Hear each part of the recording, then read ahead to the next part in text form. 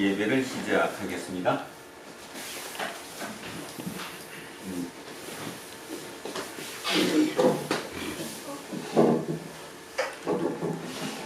우리 예수쟁이들은 예수 그리스도를 통해 생명이 완성될 순간을 기다립니다.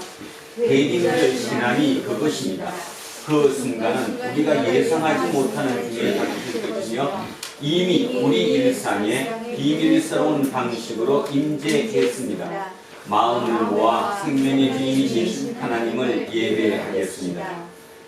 찬양하라 내 영혼아,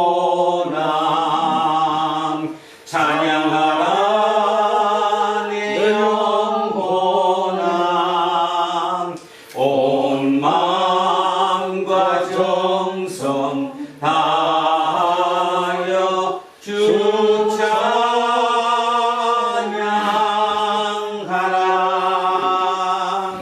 경배하라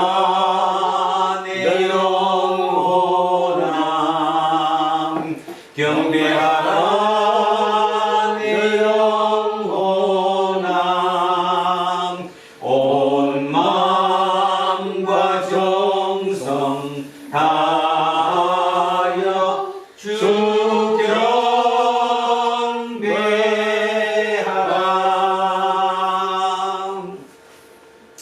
창조와 종말의 능력이신 하나님, 죄와 죽음이 여전히 막강한 힘을 발휘하고 있는 이 세상에서 하나님의 나라가 가까이 왔다는 예수님의 말씀에 의지하여 매일의 삶을 거룩한 싸움으로 여기고 살아가는 믿음의 식구들이 오늘 대림절 둘째 주일을 맞아 함께 모여 예배드리니 하나님 홀로 영광 받아 주십시오.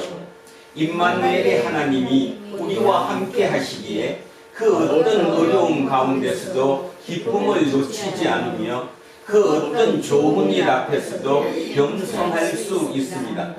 궁극적인 생명의 주인이신 하나님을 통해서만 참된 안식을 얻기 때문입니다. 이 엄중한 사실을 이해하고 동의하고 믿기에 지금 우리는 하나님을 예배하지 않을 수 없습니다. 아무도 예상하지 못한 순간에 그리고 아무도 상상할 수 없는 방식으로 이 땅에 오시어 생명을 완성하실 우리 주 예수 그리스도의 이름으로 기도합니다. 아멘. 자비로우신 하나님, 우리를 불쌍히 여겨 주십시오. 지난 한 주간에도 우리 자신에 대한 지나친 염려 또는 안일하거나 나태한 생각에 사로잡혔던 순간이 참으로 많았습니다. 대림절 중임에도 불구하고 주님이 함께 하신다는 사실을 의식하지 못하고 살았습니다. 주님, 우리를 불쌍히 여겨 주십시오. 우리는 평화와 반대되는 길을 걸을 때가 허다합니다. 경쟁과 억압과 폭력의 구조에 깊이 길들었습니다. 나라와 나라가, 민족과 민족이, 여러 집단과 세력들이 또는 개인과 개인이 서로를 적대적으로 대합니다.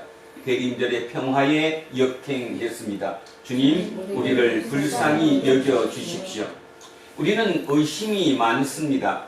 사람을 의심할 뿐만 아니라 하나님을 의심하기도 합니다. 종종 자기를 기만하기도 합니다. 우리를 불쌍히 여겨 주십시오. 예수 그리스도 이름으로 기도합니다. 아멘. 기도합니다.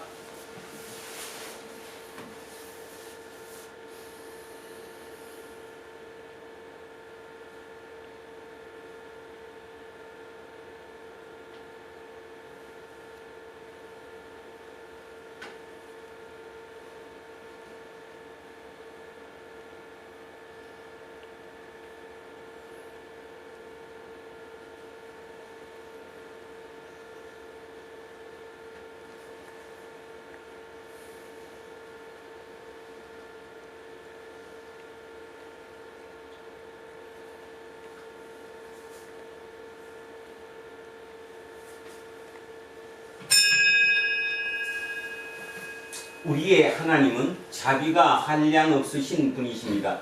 그 자비가 아니라면 우리가 어찌 사죄의 기도를 드릴 수 있겠습니까? 저는 예배를 인도하는 목사로서 하나님의 자비와 교회의 2000년 예배 전통에 따라 예수 그리스도의 이름으로 여러분에게 선포합니다. 지금 여러분이 아는 모든 것들은 용서받았습니다. 기뻐하십시오. 그리고 이웃의 잘못도 같은 마음으로 용서하십시오. 아멘. 다 자리에 앉아 주십시오. 391장입니다.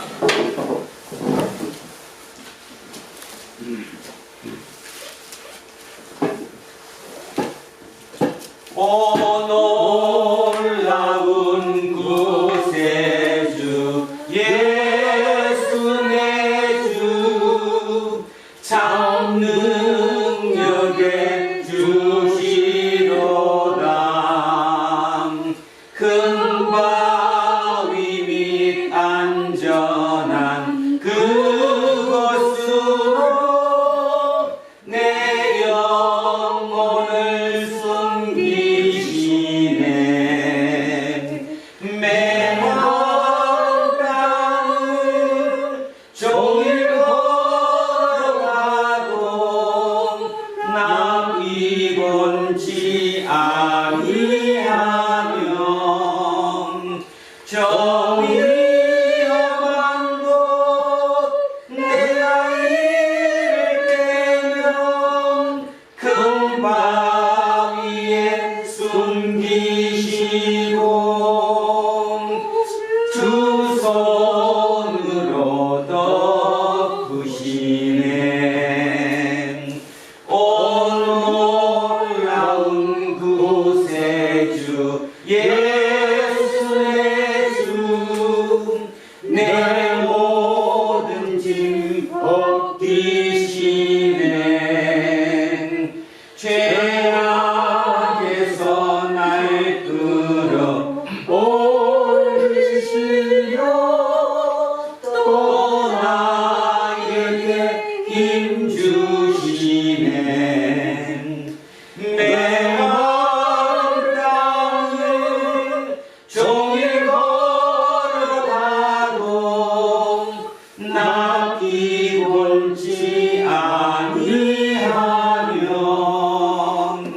저 위험한 곳 내가 이를 때면 큰 바위에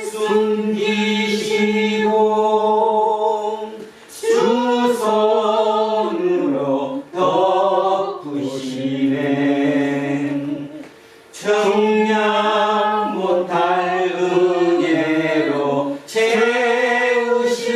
채우시며 늘 성령에 감아주사 큰 기쁨 중 주님을 찬양토록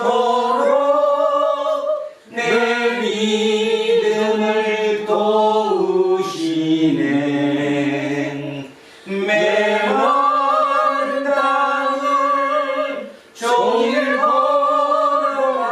걸어가도 나 피곤치 아니하며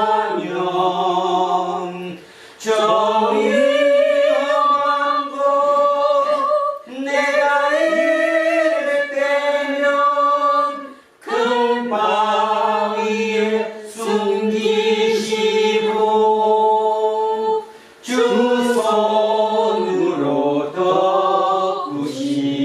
덮으시네.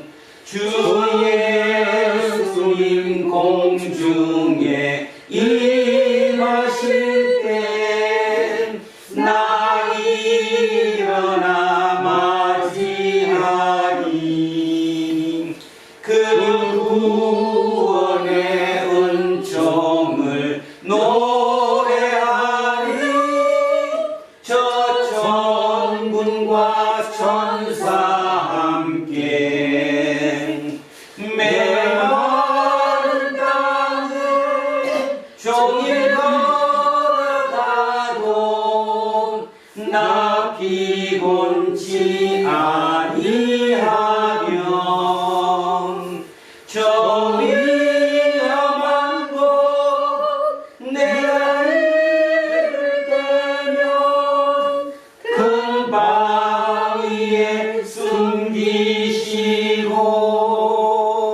주 손으로 덮으시네.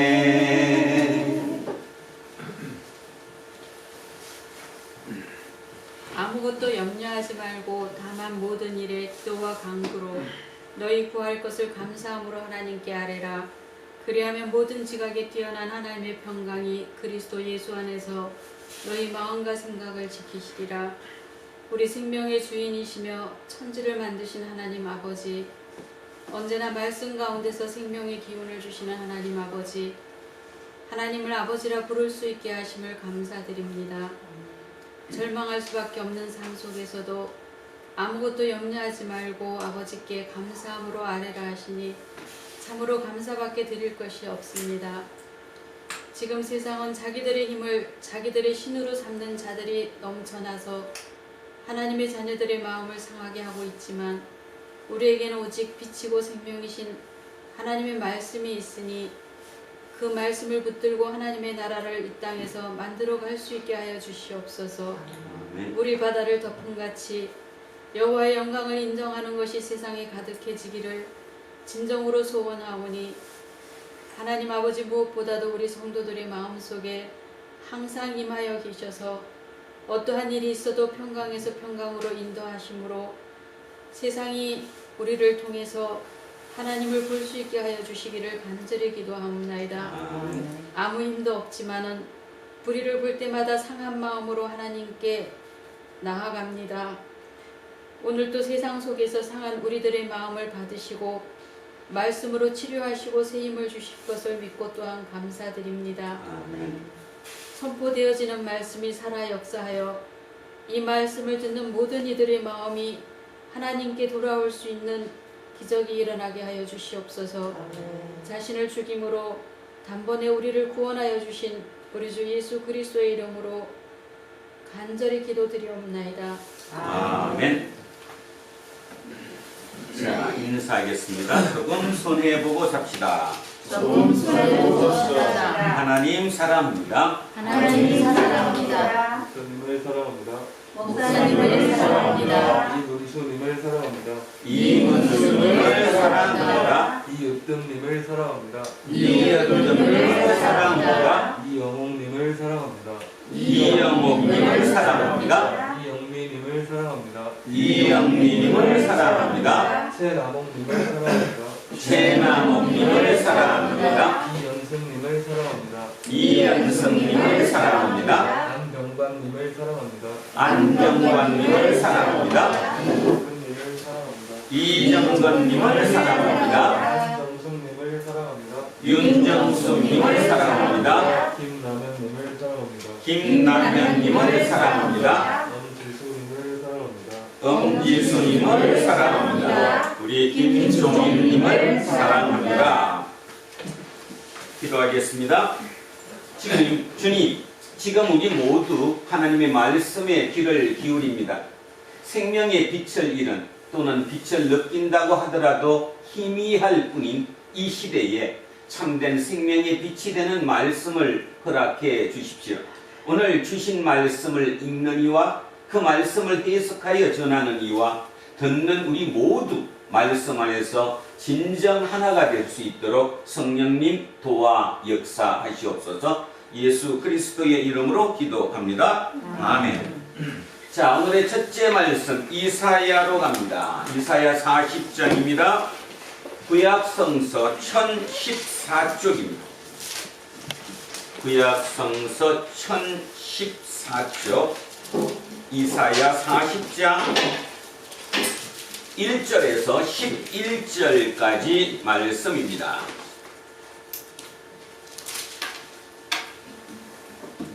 자, 1014쪽 이사야 40장 1절에서 11절입니다. 천천히 합독하시겠습니다.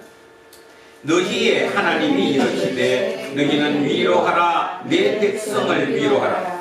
너희는 예루살렘의 마음에 닿도록 말하며 그것에게 외치라. 그 노역의 때가 끝났고 그 죄악이 사함을 받았느니라. 그의 모든 죄로 말미암아 여호와의 손에서 벌을 매나 받았느니라 할지니라 하시니라. 외치는 자의 소리여 이르되 너희는 광야에서 여호와의 길을 예비하라. 사막에서 우리 하나님의 대로를 평탄하게 하라. 골짜기마다 도두어지며 산마다 언덕마다 낮아지며 고르지 아니한 곳이 평탄하게 되며 험한 곳이 평지가 될 것이요 여호와의 영광이 나타나고 모든 육체가 그것을 함께 보리라. 이는 여호와의 입이 말씀하셨느니라. 말하는 자의 소리여 이르되 외치라. 대답하되 내가 무엇이라 외치리이까 하니 이르되 모든 육체는 풀이요 그의 모든 아름다움은 들의 꽃과 같으니 풀은 마르고 꽃이 시들면 여호와의 기운이 그 위에 불림이라. 이 백성은 실로 풀이로다. 풀은 마르고 꽃은 시드나 우리 하나님의 말씀은 영원히 서리라 하라. 아름다운 소식을 시온에 전하는 자여 너는 높은 산에 오르라. 아름다운 소식을 예루살렘에 전하는 자여 너는 힘써 소리를 높여라. 두려워하지 말고 소리를 높여 유다의 성읍들에게 이르기를 너희의 하나님을 보라 하라. 보라 주 여호와께서 장차 강한 자로 임하실 것이요 친히 그의 팔로 다스리실 것이라. 보라 상급이 그에게 있고 보응이 그의 앞에 있으며 그는 목자같이 양떼를 먹이시며 어린 양을 그 팔로 모아 품에 안으시며 젖먹이는 암컷들을 온순히 인도하시리로다. 아멘. 자, 성시교독 10편 85편으로 갑니다. 865쪽입니다. 자, 앞쪽으로 더 나오셔서 865쪽 10편 85편인데요. 두 토막으로 나누어 읽습니다.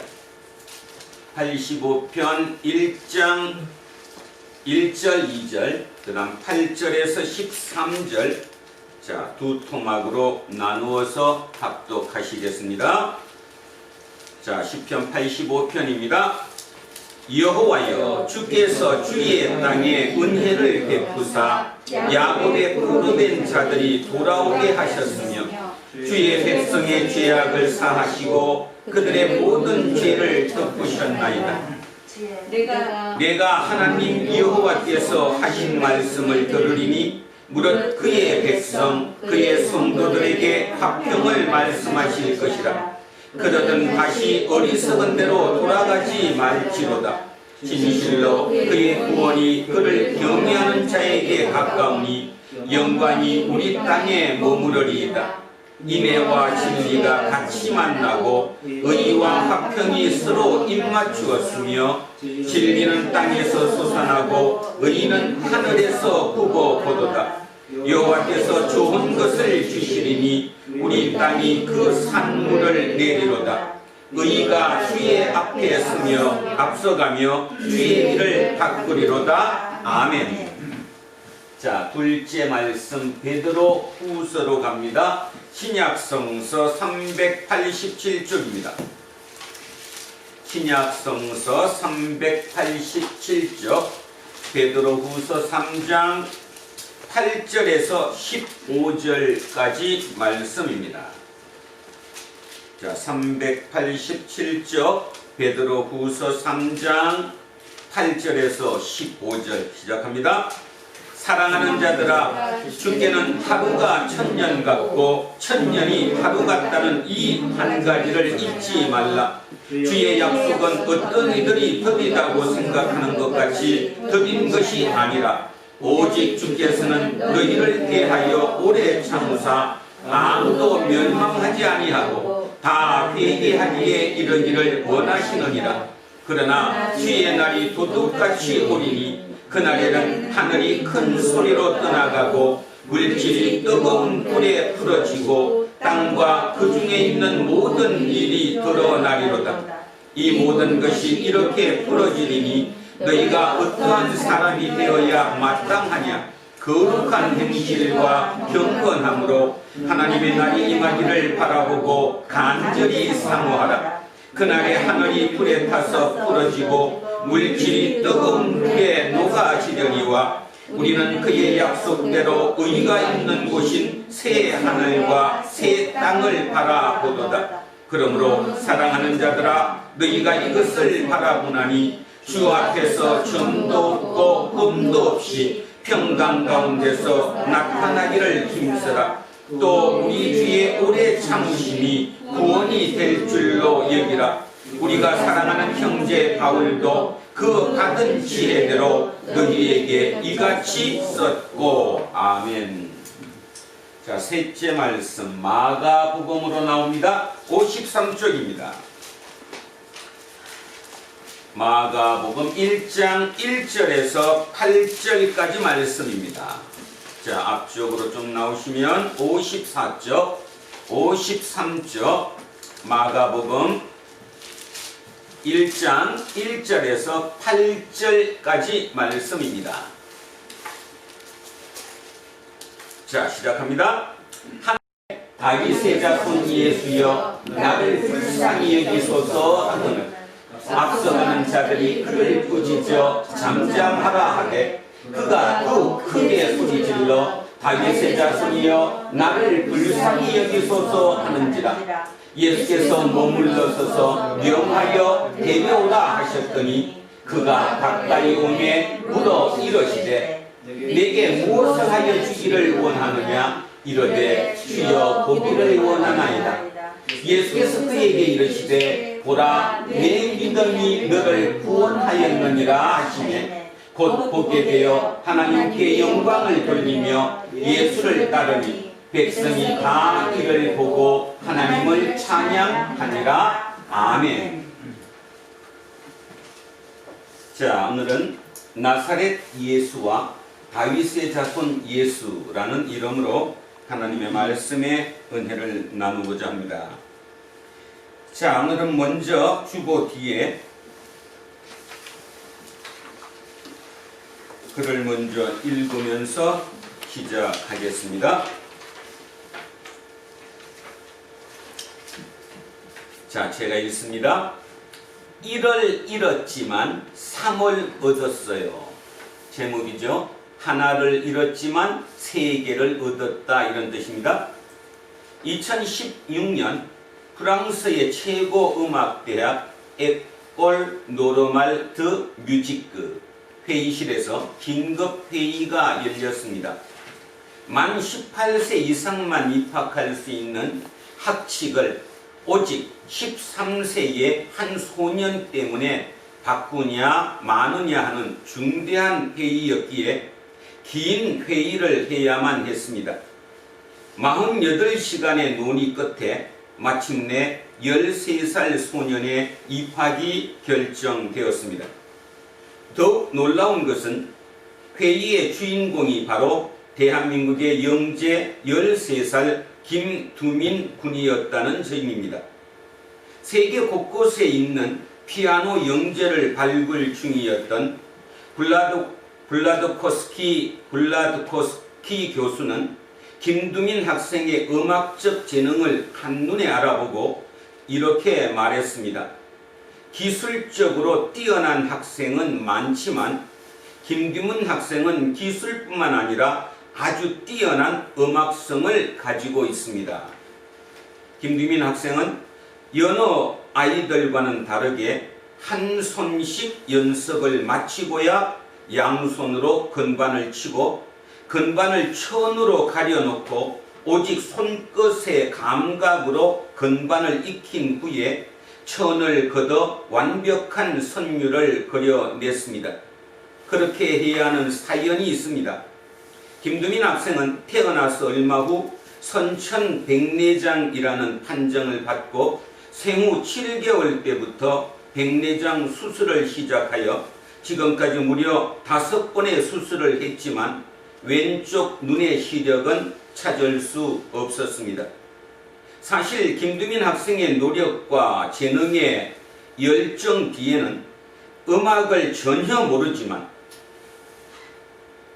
아들의 시련에 주저앉지 않았던 부모님이 있었습니다.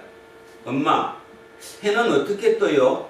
잠자리에서 뜬금없는 질문에 엄마는 당황했지만 더 당황한 것은 아빠의 대답이었습니다. 두민아, 빨리 옷 입자. 그러고는 밤새 차를 타고 강릉으로 달려가 해 뜨는 모습을 직접 보여줬습니다. 말보다는 행동으로 보여준 교육관이 아들의 가장 약한 감각까지 깨어나게 한 원동력이 되었습니다. 김두민 학생은 말합니다. 저는 눈이 안 보이지만 청각이랑 촉각이 예민해요. 1을 잃었지만 3을 얻었다고 생각해요. 희망은 눈으로 보는 것만이 아닙니다.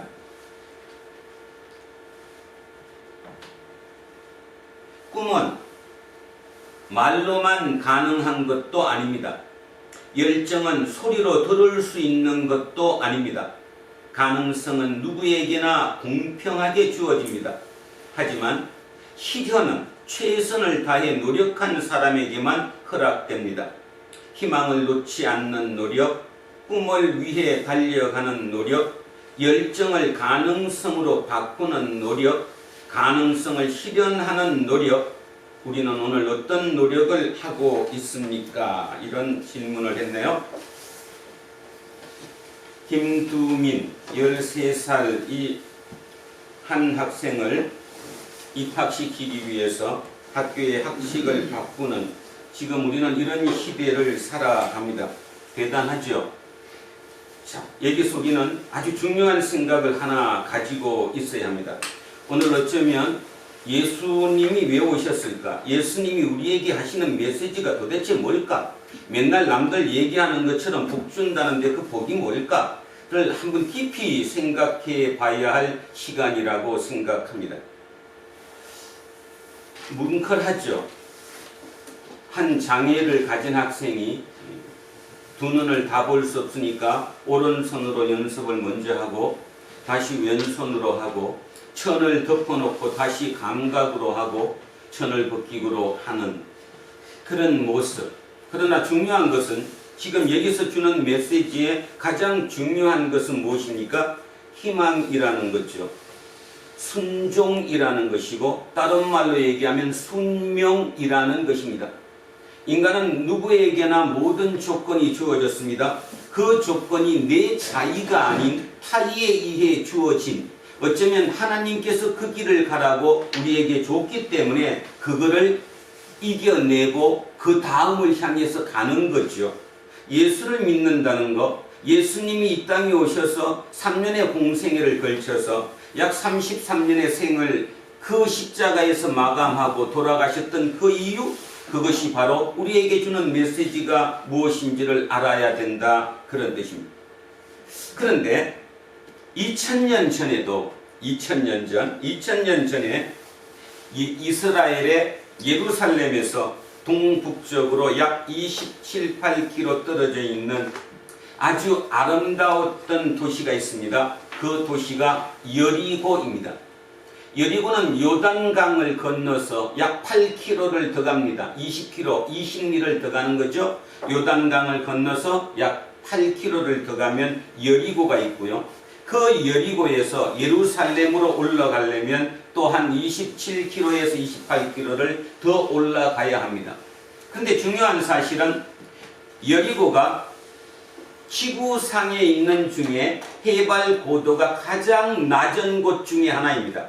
해발 고도가 마이너스 250입니다.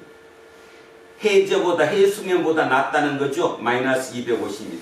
그런데 여러분 아시죠? 예루살렘은 낮은 데 있습니까? 높은 데 있습니까?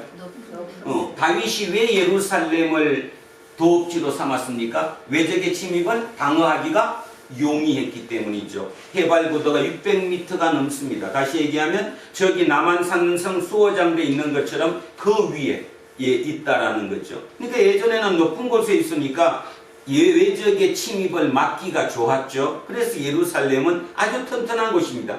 머릿속에 그 그림을 그리면 해발 고도가 마이너스 250에서 자 플러스 600 이상을 올라가려면 이런 형태겠죠. 28km면 꽤 긴 거리이긴 하지만 그럼에도 불구하고 계속 올라가는 길이었다는 것. 그러면 머릿속에서 뭔가 그림이 하나 그려지죠. 예루살렘 성전에 성지 순례를 가야 돼요, 안 가야 돼요? 가야 돼요. 이스라엘인들은 최소한 1년에 최소 안 가도 몇 번은 한 번은 성지 순례를 가야 돼요. 어디로 가야 돼요? 예루살렘으로. 근데 예루살렘으로 가는 길이 여러 곳이 있겠죠. 여러 곳이. 근데 갈릴리 쪽의 사람들은 어디로 갈까요? 갈릴리 사람들 예루살렘은 바로 가면 직선으로 그냥 이렇게 바로 가면 어디를 거쳐야 돼요? 사마리아를 거쳐야 돼요. 사마리아를 거쳐야 되는데 사마리아를 거치면 안 되잖아요. 사마리아 사람들이 공격도 할 뿐더러 이스라엘 사람들 자체가 사마리아인 사람들을 인정을 안 하니까. 그러니까 도는 거죠. 요단강을 따라서 이쪽으로 이렇게 도는 겁니다. 돌아서 요단강을 건너서 여리고를 통해서 이렇게 들어가는 거죠. 이 얘기를 제가 왜 길게 할까요? 관문이라는 것입니다. 관문. 갈릴리 사람이거나 그쪽 변두리 북쪽 쪽에 있는 이스라엘인들은 1년에 최소한 한 번 정도 성지순례 이스라엘의 예루살렘 성전에 가서 제사를 지내야 되는데 그걸 하기 위해서는 어디를 거친다고요? 여리고를 거쳐서 올라간다는 거예요. 근데 아까 봤잖아요. 여리고에서 여기까지는 27, 8km밖에 안 되지만 올라가는 오르막길이기 때문에 결국 어디서 밤을 자야 돼요? 어디서 자고 가야지?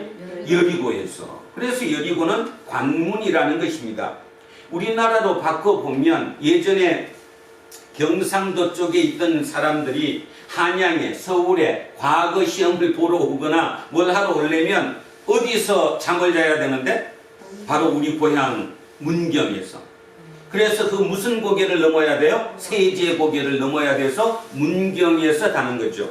문경의 뜻이 무슨 말인지 모르죠. 문, 들을 문자잖아요. 경사스러운 소식을 듣는 곳이에요. 뭔 뜻이에요? 과거에 급제했다거나 무슨 좋은 일이 있으면 거기서 잠자야 되니까 그 문경은 기쁨이 오는 거지. 그리고 이제 문경의 그 군청 소재지가 시청이 됐죠. 지금 점촌이라는 곳인데 점촌이 뭐예요? 촌인데 점점 집들이 여관들이 많은 곳이었다 이런 뜻이잖아요. 똑같이 그런 개념처럼 2000년 전 예루살렘을 가기 위한 한 길 중에 하나, 그 관문이 여리고였다는 것이에요. 여리고. 자, 그 여리고인데 예수님이 지금 오늘 어디로 오셨어요? 예수님이 여리고에 오셨어요. 자, 여러분. 아니. 자, 예수님이 오늘 여리고에 가까이 가셨을 때 이렇게 나왔어요. 자, 2000년 전 여리고에도 아버지와 아들이 살았는데요. 지금 김두민 학생인 것처럼 그 아버지도 그 아들에 대해서 굉장한 사랑하는 마음을 가지고 있었던 아버지였던 것 같아요. 그 당시 시력을 잃으면, 우리가 통상 얘기하는 맹인이 되면 그 당시의 사람들은 그게 왜 그렇다고 본 거죠?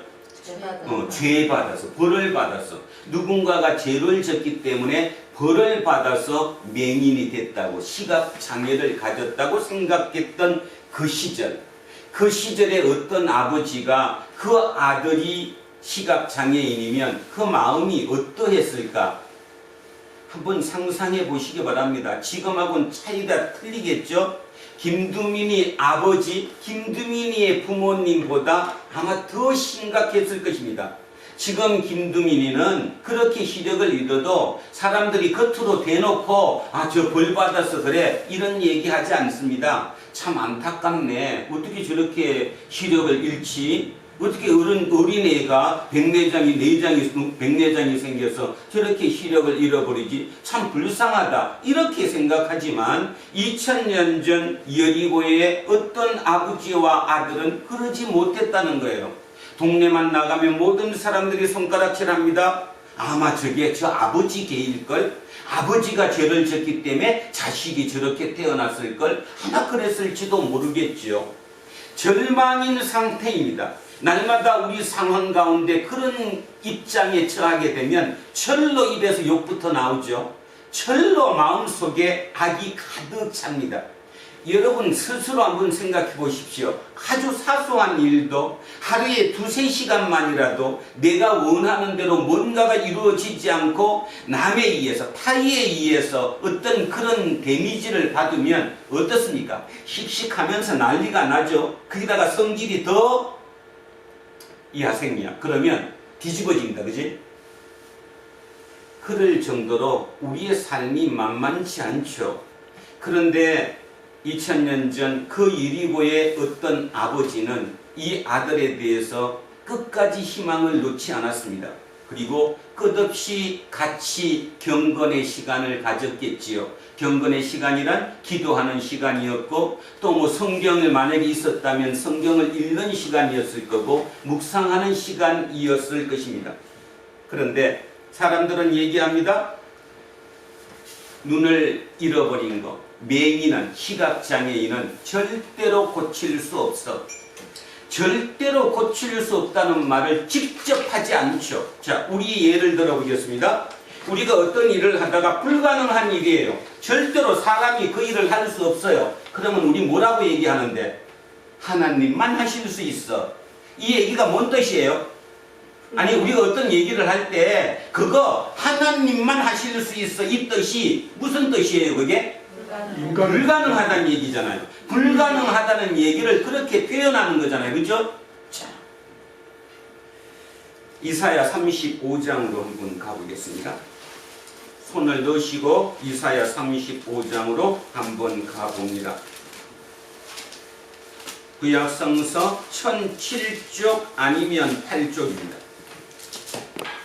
1007쪽 아니면 1008쪽. 자, 우리는 지금 2000년 전으로 돌아갔습니다. 2000년 전 여리고라 하는 동네에 아버지와 아들이 살았습니다. 그런데 그 아들이 시각장애를 입었습니다. 사람들이 손가락질합니다. 공격합니다. 너는 벌받아서 그래. 그 힘든 상황 속에 아마 그 아버지는 그거를 진정으로 받아들였을 것 같습니다. 뭐를? 신만이, 하나님만이 고칠 수 있어. 이 불가능한 얘기를 실제로 일어날 수 있다고 믿었겠지요. 자, 이사야 35장을 한번 보시면 4절, 5절을 제가 한번 읽겠습니다. 4절, 5절. 4절에 금내는 자들에게 이르기를 굳세어라, 두려워하지 말라. 보라, 너희 하나님이 오사 보복하시며 갚아주실 것이라.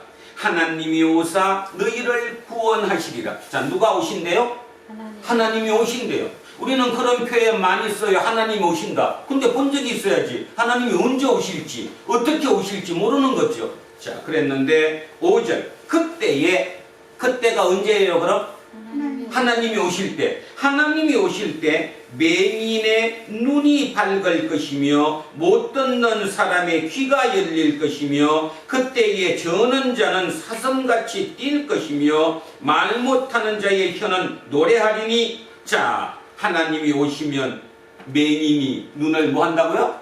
뜰 수 있다는 거예요. 그러니까 맹인이 눈을 뜨는 것은, 소경이 눈을 뜨는 것은, 시각장애인이 고쳐지는 것은 오직 누가 오셔야만 가능하다는 거예요? 하나님이 오셔야만 가능하다는 거예요. 자, 좀 전에 얘기 말씀드렸습니다. 하나님만이 하실 때 이 얘기는 말로는 맞는 표현이지만 실제적으로는 불가능하다는 얘기라는 거예요. 모든 사람이 그걸 믿지 않는 거예요. 불가능하잖아요. 여러분한테 여러분 조금만 기다리십시오. 여러분의 모든 일이 하나님이 오시면 다 해결될 것입니다. 말로는 믿죠. 믿습니다. 그러지만 실제로 믿지는 못해요. 언제 오실지를 어떻게 알아?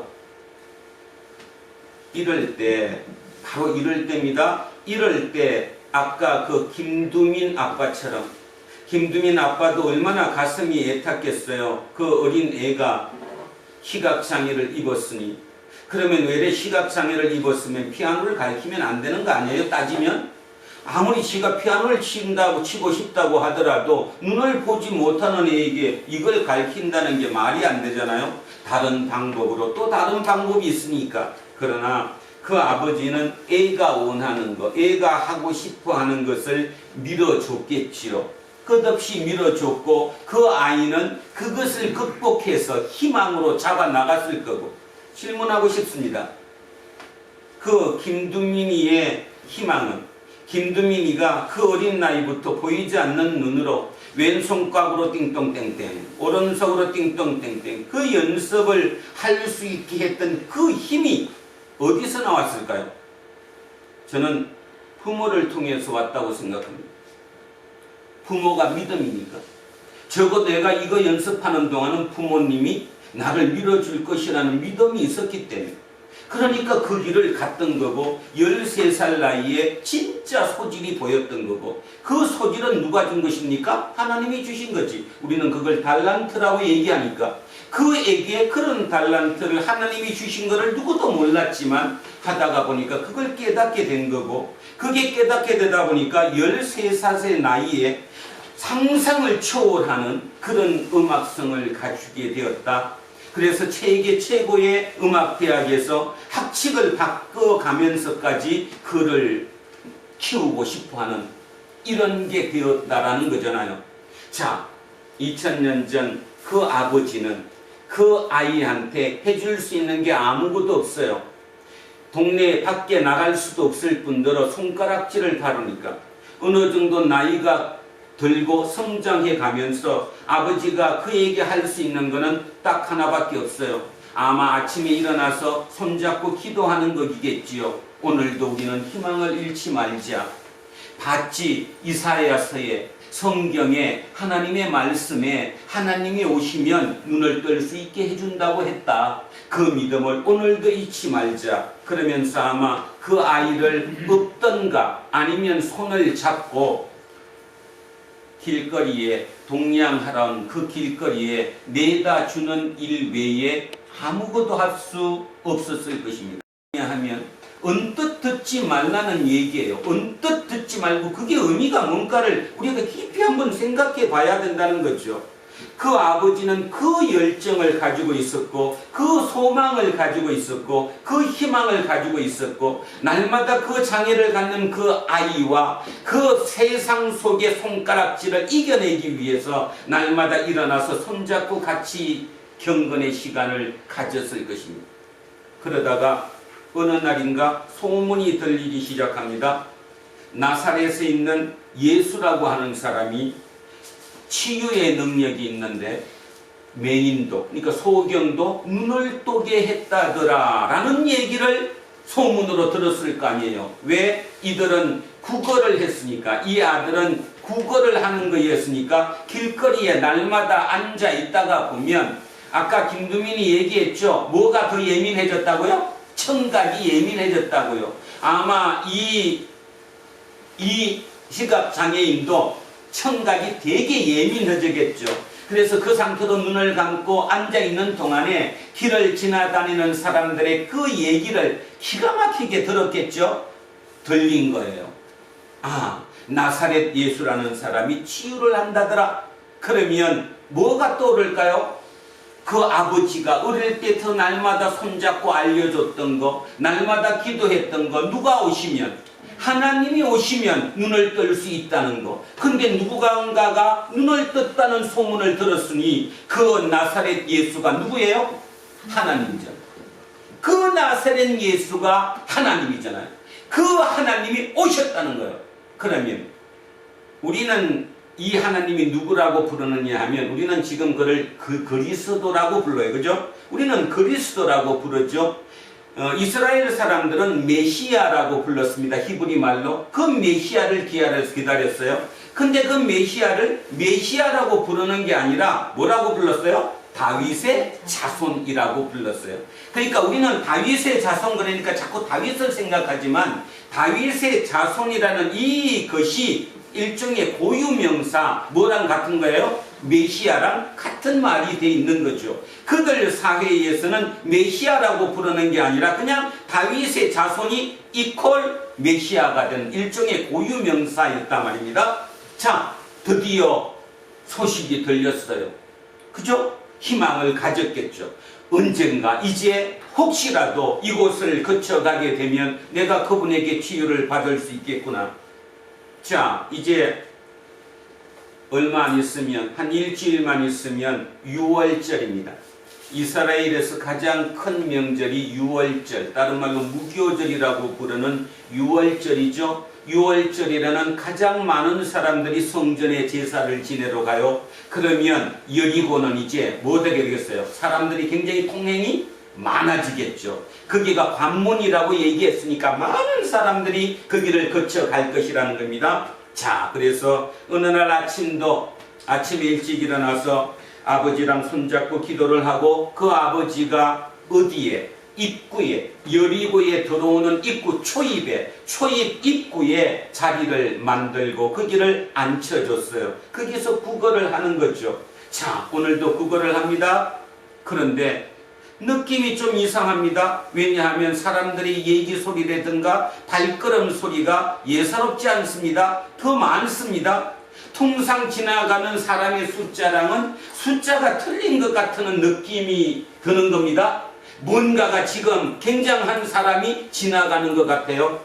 자, 그 얘기를 생각하면서 보십시오.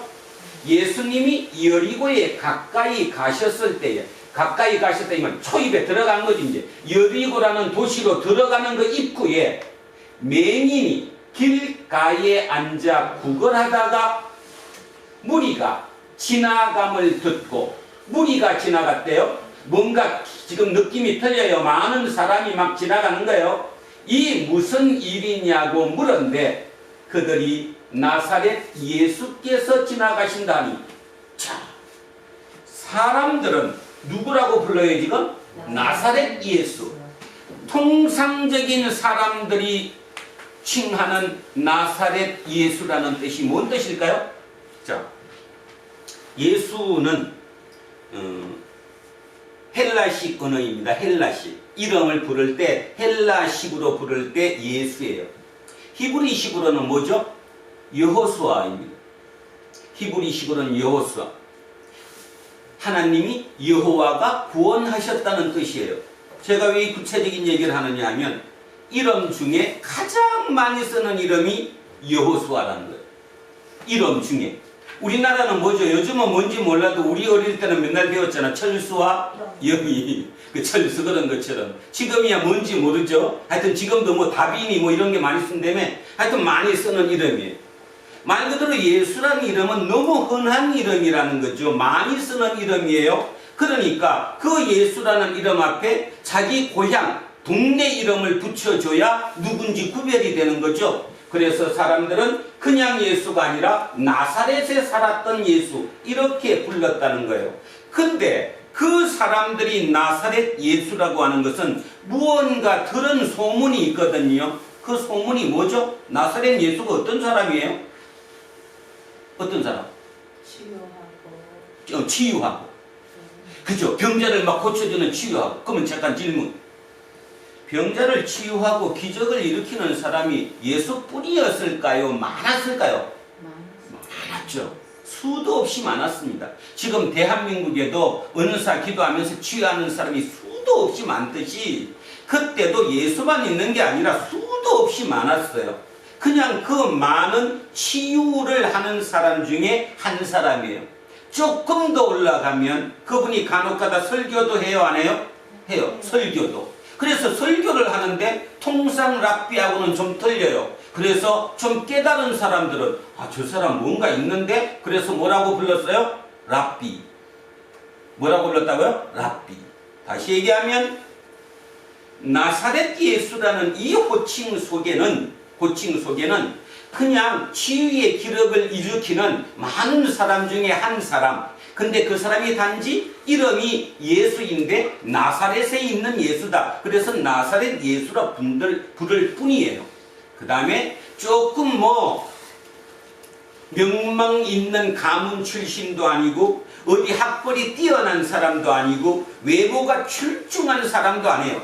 비주얼이 좋지도 않다 이런 말입니다. 그래서 그냥 그저 그런 사람 중에 하나입니다. 그래서 사람들은 그 사람을 그냥 이렇게 불러요. 나사렛 예수라고. 그래서 사람들이, 그들이라는 말이 지나가는 사람, 옆에 있는 사람들이 그 사람은 나사렛 예수께서 지나가신다 이렇게 했다는 겁니다. 자, 38절. 맹인이 외쳐 이르되 다윗의 자손 예수여. 오늘 설교 제목입니다. 이게 사람들은 어떻게 알고 있는데 나사렛 예수로 알고 있는데 그냥 많은 치유 기적을 일으키는 한 사람이고 조금 더 간혹 가다가 설교 좀 하는 그지요 그런 사람일 뿐. 근데 그 출신이 나사렛이라는 그 당시로 인구 500명도 채 되지 않는 진짜 오지 산골에 있는 촌놈 그 사람이에요. 그냥 그런 사람이에요. 그런데 이 맹인은 어떻게 불러요 지금? 다윗의 자손 예수요. 어떻게 받아들인 겁니까? 하나님의 자손. 하나님으로 받아들인 거죠. 메시아. 하나님. 자, 그 예수여 나를 불쌍히 여시소서 하거늘. 그러면 여러분 여러분 이제 두 줄을 읽으니까 뭐 당연히 그럴 것 같지만 모든 맹인들이, 다시 얘기하면 모든 시각장애를 가지고 길거리에 앉아 구걸하는 그 모든 사람들이 당연히 예수를 다윗의 자손 예수라고 했을까요? 안 했을까요? 안 했죠. 관심 없죠. 눈이 보이는 사람들은 그래도 조금이라도 뭐 병을 치료받았던가 혜택을 받았으니까 그나마 나사렛 예수 이렇게 부르지만 내가 눈 감고 오늘 하루도 그냥 그지 짜증나면서 이거 성질나는 속이 아직 가득한 상태에서 앉아서 구걸하는 그 시각장애인에게 나사렛 예수가 보이겠습니까? 다윗의 자손 예수가 보이겠습니까? 안 보이는 겁니다. 우리도 지금 못 보고 있잖아요. 우리도 아무리 예수를 떠들어도 못 보고 있잖아요. 보려고 생각조차도 안 하잖아요. 더 심각하게 얘기하면 교회에 나와서 예수를 들으면서도 예수를 머릿속에 그리지 못하잖아요. 여러분이 그리고 있는 예수가 누구입니까? 이들이 얘기하는 나사렛 예수입니까? 아니면 진짜 다윗의 자손 예수입니까? 심각한 거. 진짜 심각한 거. 아마 많은 경우에 우리도 나사렛 예수를 찾습니다. 내 병을 고쳐주는 분 누구라도 관계없어요. 그냥 고쳐만 주시면 돼요. 내 병을 치유해 주실 수 있는 분, 나를 위로해 줄 수 있는 분, 어저께 힘들었던 나를 포근히 안아만 주면 되는 분, 그분은 다윗의 자손 예수 아닙니다. 다윗의 자손 예수는 끝없이 우리에게 뭘 얘기하느냐 하면 영생을 얘기합니다. 네 삶을 확장시켜봐. 네 속에 하나님의 영이 들어가 있어. 하나님의 영이 들어가 있으면 너는 육적인 존재이지만 다른 말로 영적인 존재야. 그러면 네 눈으로 하나님이 보여. 그걸 봐야 해. 그 생명이 진짜야. 육의 생명, 목숨이 진짜가 아니야. 그 생명. 나는 그 생명을 구해주기 위해 이 땅에 온 사람이야. 들리질 않는데. 왜 안 들릴까요? 내가 필요한 것은 나사렛 예수가 필요하니까. 저도 또한 마찬가지입니다. 그래서 제가 농담 삼아도 자주 얘기하지만 우리 어깨매한테 고맙다고 얘기하는 이유를 이게 실제로 들으셔야 합니다. 목사니까 그런 얘기하는 게 아니라 실제 제 마음이 그렇습니다. 저도 나사렛 예수였습니다. 제 스스로 몸이 아팠고 우리 아들이 몸이 아팠고 이거를 치유해 줄 수 있는 분이 필요했고 내 삶이 조금이라도 최저 생활을 피해가서 그래도 조금은 어쨌든 그것을 버텨나갈 수 있는 그 힘이 제게 필요했습니다. 그래서 저도 처음 만날 때는 나사렛 예수로 만났죠. 그런데 진짜 하나님의 기적적인 은혜로 말미암아 다윗의 자손 예수로 바뀌었다는 것입니다. 그래서 요즘 참 고민 많이 합니다. 어떻게 이걸 전할까? 내가 아무리 얘기해도 받아들이는 사람은 속으로 그렇게 생각할 텐데, 너도 나사렛 예수였잖아. 너 아팠잖아 평생. 그래서 치유해 준 분 찾느라고 나사렛 예수 찾은 거 아니야? 맞습니다. 근데 제가 지금 얘기하는 것은 저가 그 상태에 머물러 있지 않다는 거죠.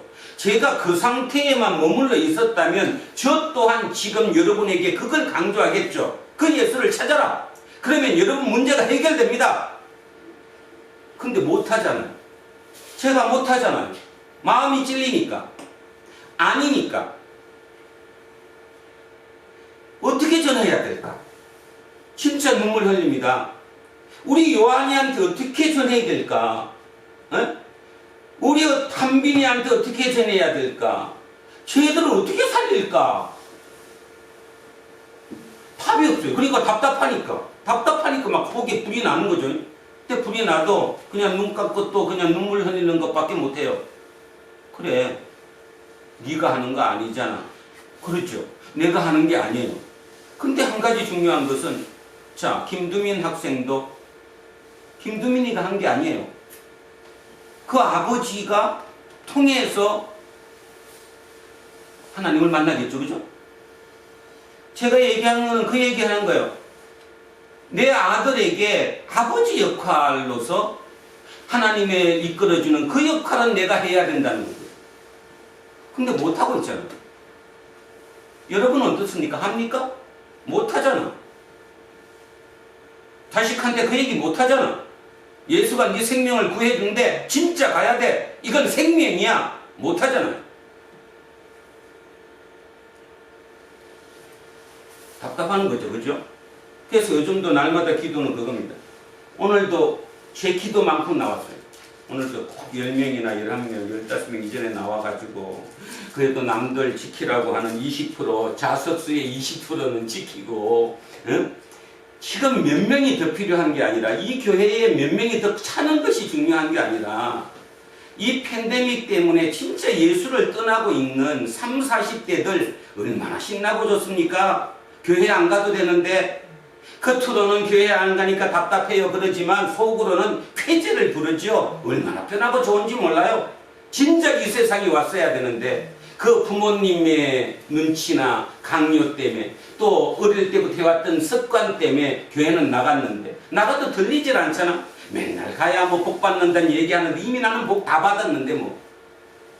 나사렛 예수로서의 예수의 복은 이미 우리가 풍성하게 받고다 남았다 이런 뜻입니다. 여러분은 아니겠지만 여러분 자식 입장에서는 이미 다 받았어요. 여러분이 20대 때 자식 입장이었으면 어쨌든 내 생존이 묻겠기 때문에 끝까지 열심히 해서 쫓아 올라갔어요. 나사렛 예수를 붙들고 올라갔다 이 말입니다. 열심히 살았습니다. 그래서 지금만큼 살았어요. 자식은 이미 내가 이루어놓은 그곳에서 태어났고 그곳으로부터 출발하는 거예요. 걔는 그 밑에를 한 번도 본 적이 없어요. 어떻게 전할 거냐고.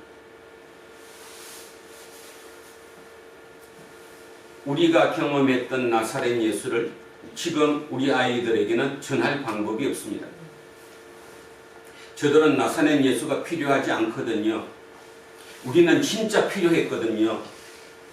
그게 없었으면, 그분이 없었으면 하루가 너무 피곤했거든요. 내 삶의 전부였거든요. 근데 지금 애들은 나사렛 예수는 필요 없습니다. 자, 그래서 제가 오늘 중요한 얘기합니다. 이제 얘들에게는 진짜 이게 필요한 거예요. 누구예요? 다윗의 자손입니다. 그러면 자, 우리 어른들이 진짜 지금 내가 믿고 있는 게 다윗의 자손 예수 맞나? 반문해 봐야 합니다. 여러분의 신앙을 반문해 봐야 합니다. 진짜 눈 감고 진지하게 내 속에 있는 예수가 누구인지 반문해 봐야 된다는 거예요. 그거 반문하지 못하면 다 작은 겁니다. 당신의 자녀들 단 한 명도 구원할 수 없습니다. 그들은 나사렛 예수가 필요한 시대를 이미 지났습니다. 이제 저들에게 진지한 진짜 구원자, 영생, 부활, 자, 이게 진짜로 저들 속에 머리에 들어갈 수 있는 그 다음 단계로 우리가 올라가지 못하면, 우리의 신앙이 올라가지 못하면 우리는 영원히 말짱할 것이라는 생각을 안 가질 수 없어요. 그럼 눈물 납니다. 답답함에 대한 눈물도 나고 많이 납니다. 제가 제 아내한테 그 얘기합니다. 전화가 가면 막 짜증도 내고 막 그러면. 그 왜 그러느냐 하면 내가 머릿속으로 지금 생각을 깊이 지금 들어가고 있는데 그걸 중간에서 끊어버리면 다 날아가 버려요. 이해하시나요? 뭔 말인가? 뭔가에 대한 생각을 깊이 막 올라가서 막 뭐가 있니 막 가려고까지 갔는데 중간에 말을 걸거나 전화를 해서 멍뚱거려지면 그게 자체가 다 날아간다니까요. 뭔 생각을 했는지조차도 몰라버리는, 요즘 나이가 들어서 그런가 몰라도 아주 심각합니다. 그럴 때 막 짜증이 막 나는 거죠. 그래 놓고는 생각해요. 사는 게 이게 아닌데 저 대답을 내가 먼저 해야 되는 건데, 그럼에도 불구하고 힘든다는 것이지요. 그래서 한 편의 설교 일주일에 하나 하면 되는 걸 뭐 그렇게 어렵게 생각하느냐? 어려운 게 아니라 진짜를 찾아가기가 이렇게 어렵다는 것. 진짜를 찾아가기가. 그래서 오늘 진짜 한번 여러분 기억하셔야 합니다. 여러분의 예수가 나사렛 예수인지 아니면 다윗의 자손 예수인지. 그러면 이 맹인이, 이제 이 이름을 우리는 기억합니다. 여기는 없는데 마가복음에는 이 사람의 이름이 나와 있죠. 뭐라고 나왔냐 하면 바디메오. 바라는 말은 아들 이런 뜻입니다. 바디메오니까 누구의 아들이에요? 디메오의 아들. 그러면 아버지 이름은 누구이고 디메오고 그 아들은 뭐예요 지금? 지갑장애인이에요. 그런데 마가복음에서는 그 이름을 썼어요. 의미가 뭘까요? 마가복음이 60년에서 70년 정도 예수님이 돌아가시고 약 30년, 40년 지나고 쓰여졌다고 가정하면 적어도 그때까지는 디메오의 삶이, 디메오의 신앙이 초대교회에 영향력이 크게 미쳤다는 거거든요. 그래서 거기다가 이름을 써주는 거거든요.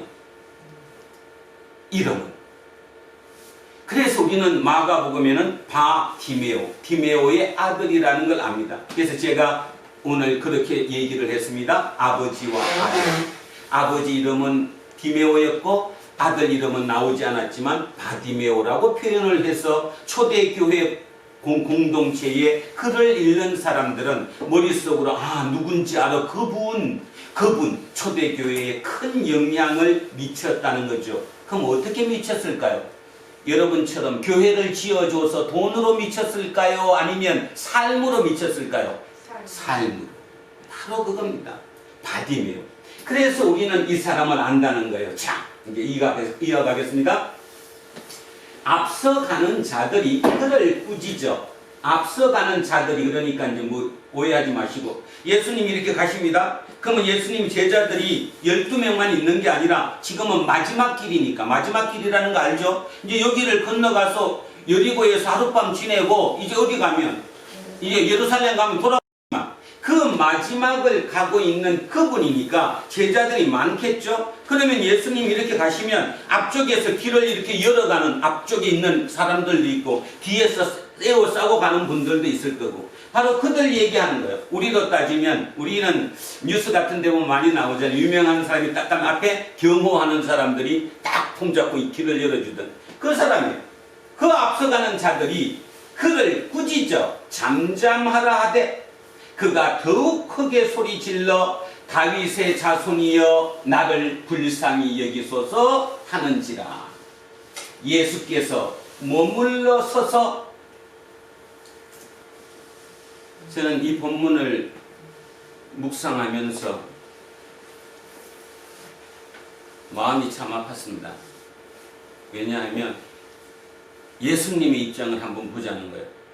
예수님 입장으로 한번 돌아가서, 자, 예수님은 지금 어디 길을 가고 있어요? 죽음의 길을 가고 있어요. 그래서 요거 앞전 지난주 설교 기억하시나요? 지난주 설교에 뭐라고 그랬어? 나는 죽는다 안 죽는다? 죽는다. 그리고 3일 만에 다시 살아난다. 그런데도 그 사람들은 알아들었어요? 못 알아들었어요? 못 알아들었어요. 그죠? 얼마나 답답해요 지금. 자기가 그 길을 가고 지금 한 번만 얘기한 것도 아닌데 제자들은 3년을 쫓아다녔음에도 불구하고 그 말뜻을 이해를 못한 거예요. 그러니 인간 예수로, 자 인간입니다. 인간 예수로 봐서 지금 내가 가는 길을 이게 알아들어야 되는데 3년을 쫓아다닌 제자들조차 자기를 모르는 거예요. 그러니 그 발걸음이 얼마나 무거웠겠어요. 이게 맞는가? 이게 맞나? 이 길이 지금 맞는 건가? 진짜 하나님이 지금 인도하는 길이 맞는 거야? 얼마나 고민이 많았겠습니까? 그런데 그렇게 풀 죽었죠 이제 쭉 늘어져 가지고 제자들도 모르니까 하고 있는데 저쪽에 어떤 사람이 지금 다윗의 자손 예수여라고 한 번이 아니라 두 번, 세 번 부르는 거예요. 힘이 어떻겠어요? 팍 나는 거지. 좀 이해가 가십니까? 저는 저 힘이 마지막 십자가의 길에 가장 큰 힘이었을 거라고 저는 생각합니다. 그러니까 내 마음이 아픈 거예요. 왜 아파요? 지금까지 나는 나사렛 예수로만 모시고 있었는데 한 번도 진지하게 내가 저분이 다윗의 자손 예수라고 그냥 생각을 했어요. 근데 그 생각을 해도 생각조차도 잘못됐어요. 그 다윗의 자손은 나한테 힘줘갖고 나를 올려주는 뭐 대통령을 만들거나 그지?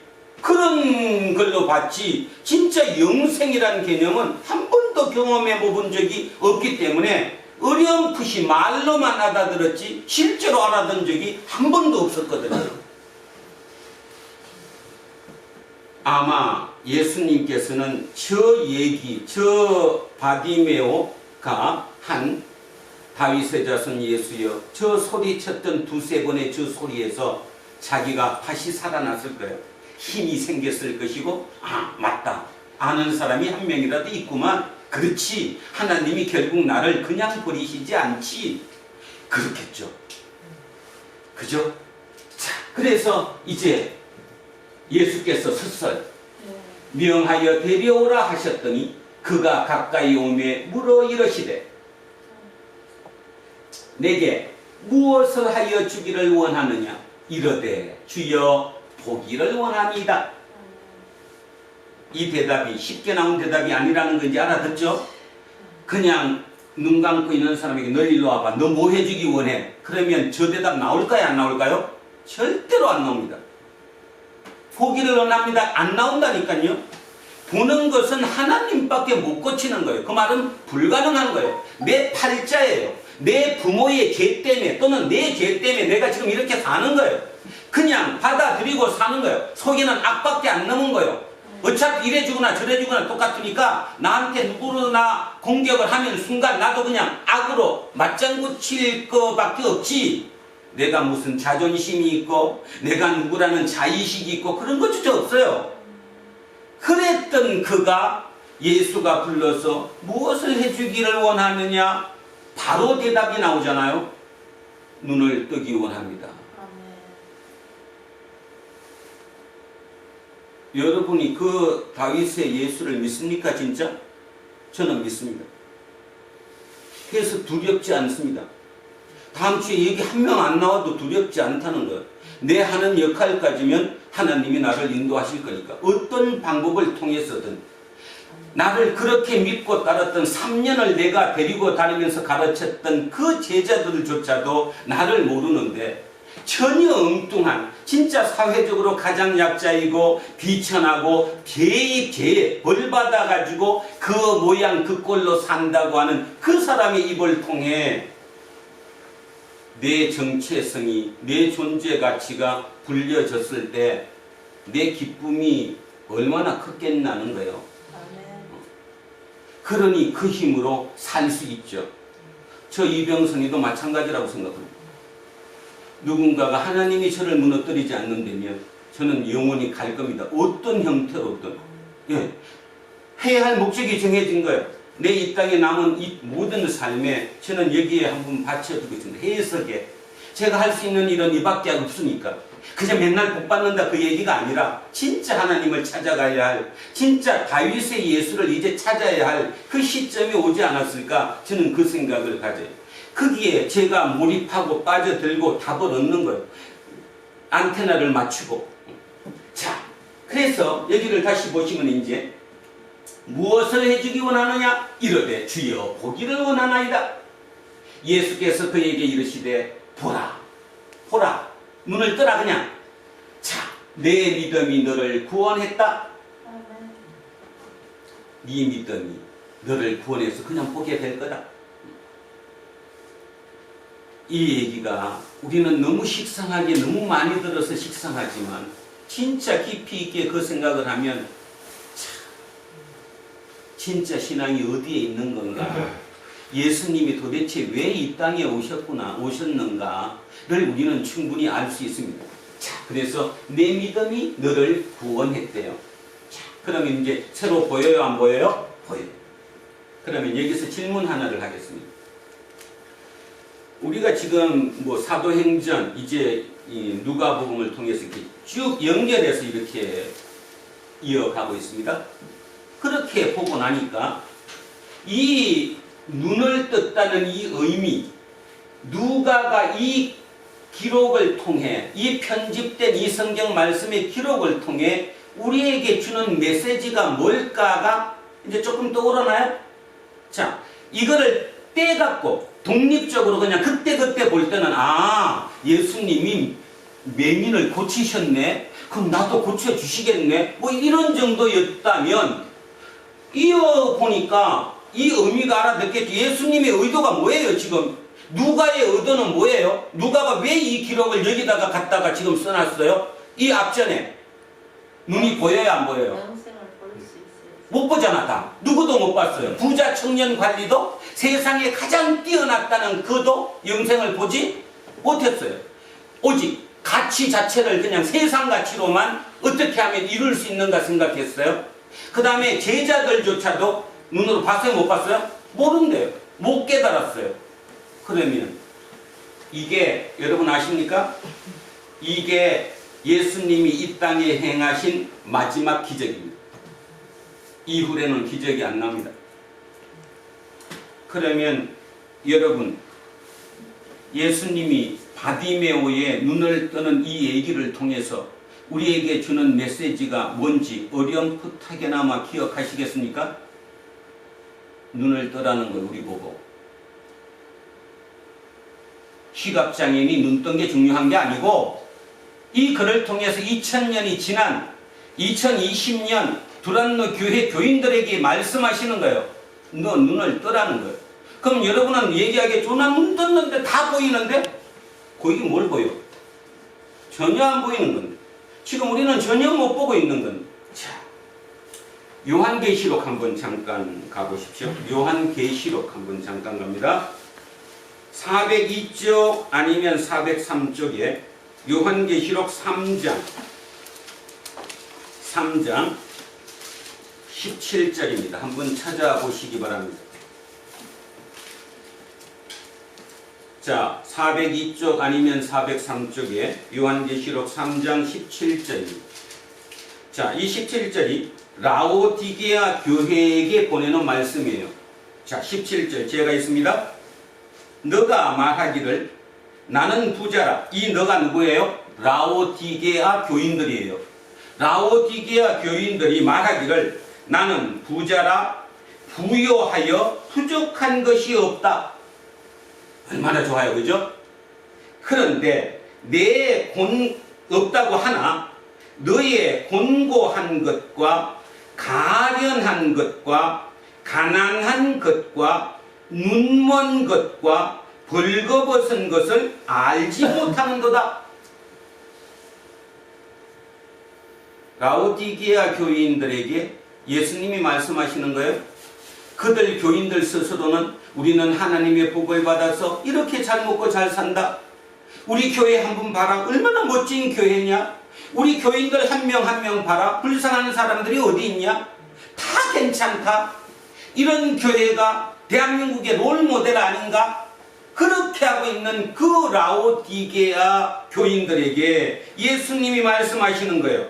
내 곤고한 것과 가련한 것과 가난한 것과 눈먼 것과 벌거벗은 것을 너는 알지 못한다.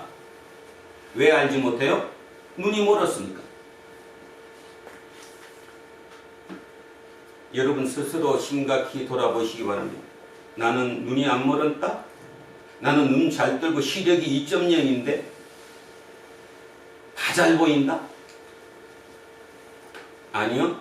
우리 지금 이 라오디게아 교회들처럼 우리 전혀 못 봅니다.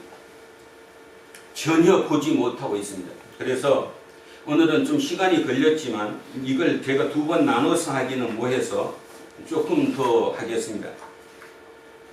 지금 불공평, 불공정, 불평등 문제가 전 세계적으로 지금 문제가 되고 있죠. 뭐 이거는 뭐 몇 시간 얘기해야 되는 건데 요즘 그 집에 가셔서 테드 기억나시죠? TV 테드에 들어가시면 정의란 무엇인가를 썼던 누구더라? 누구지? 젠 금방 요즘 이렇게 기억이 마이클 세더. 정의란 무엇인가? 하버드 대학 교수 있잖아요. 그분 그죠? 자, 그분이 그 책을 또 한 권 썼어요. 근데 이제 그 책의 정규 제목은 틀린데 원 제목은 능력주의의 횡포입니다. 능력주의의 횡포. 그래서 이게 왜 지금 여기에 이걸 끼우느냐 하면 우리의 눈이 멀었다는 걸 보여주기 위해서 한번 다른 각도로 우리가 지금 진짜 눈이 멀었나 안 멀나를 보기 위해서 제가 그분의 테드 강연을 보고 하면 그분이 영어로 하니까 다 안 들리잖아요. 그래서 제가 글로 이렇게 제가 보기 좋게 옮겼어요. 그래서 제가 읽어드리겠습니다.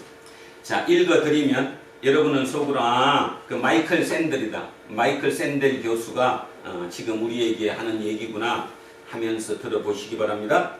자, 샌델 교수는 테드 강연에서 이렇게 얘기합니다. 우리가 해야 할 질문은 이것입니다. 뭐가 잘못된 걸까요?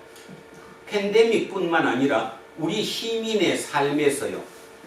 무엇이 우리를 갈라지게 하고 정오의 정치까지 오게 한 걸까요? 최근 수년간 승자와 패자 사이의 골은 더 깊어져 정치에 악영향을 끼치고 우리를 갈라놓았습니다. 이 얘기는 뭔가 좀 잡힐 것 같아요. 바로 미국의 트럼프랑 그 지금 정치적인 얘기를 이렇게 이분은 표현하는 것 같습니다. 이 분열의 불평등도 일부 원인을 제공했습니다. 그렇게 트럼프가 대통령에 당선되고 했던 그 4년 동안의 그 일도 불평등이 원인이 일부였다는 거죠. 하지만 승패를 향한 우리의 태도도 여기에 한몫했죠. 승리의 정상에 오른 사람은 자신의 노력으로만 성공을 했다는 믿음으로 자신들의 가치를 매기죠. 반면에 경쟁에서 실패한 사람은 자신을 비난할 수밖에 없게 되죠. 성공에 대한 이러한 사고방식은 꽤 매력적인 원칙으로 다가옵니다. 모두가 평등한 기회를 얻는다면 승리는 온전히 승자의 것이 마련이기 때문이죠. 이것이 바로 능력주의가 이상적으로 생각하는 핵심이죠.